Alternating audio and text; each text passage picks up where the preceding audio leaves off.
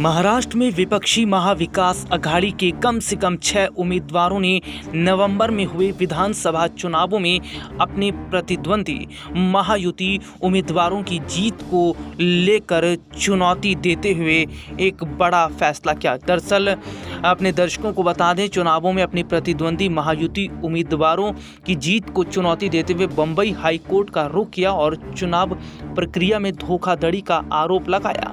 याचिकाओं में मतदाता सूची में धोखाधड़ी, सीसीटीवी फुटेज और चुनाव संबंधी दस्तावेज उपलब्ध कराने में निर्वाचन आयोग की ओर से पारदर्शिता की कमी, वोट के लिए धर्म का इस्तेमाल, नकदी के वितरण और ईवीएम के दुरुपयोग समेत मतदान प्रक्रिया के जुड़े कई आरोप लगाए गए। एमवीए के हारे उम्मीदवारों प्रशांत जगताप, महेश कोठे, अजीत गवाड़े, नरेश मनेरा, माजीवाड़ा ठाणे शहर से सुनील चंद्रकांत भूसारा और मनोहर माधवी ने अलग अलग याचिकाएं दायर की।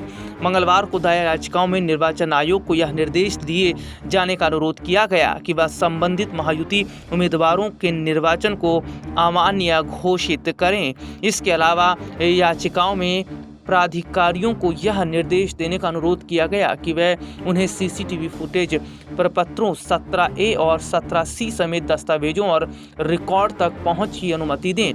प्रपत्र 17A मतदाताओं के रजिस्टर से और 17C मतदान केंद्र में दर्ज मतों के विवरण से संबंधित है। याचिकाओं पर बाद में सुनवाई की जाएगी। सत्तारूढ़ महायुति में भारतीय जनता पार्टी, शिवसेना और राष्ट्रवादी कांग्रेस पार्टी शामिल है, जबकि विपक्षी एमवीए में कांग्रेस, शिवसेना और एनसीपी शामिल है। राज्य में 20 नवंबर को हुए चुनाव में बीजेपी के नेतृत्व वाले महायुति गठबंधन ने 288 सदस्य विधानसभा में 230 सीट जीतकर शानदार जीत हासिल की। वहीं दूसरी ओर एमवीए को केवल 46 सीटें ही मिली।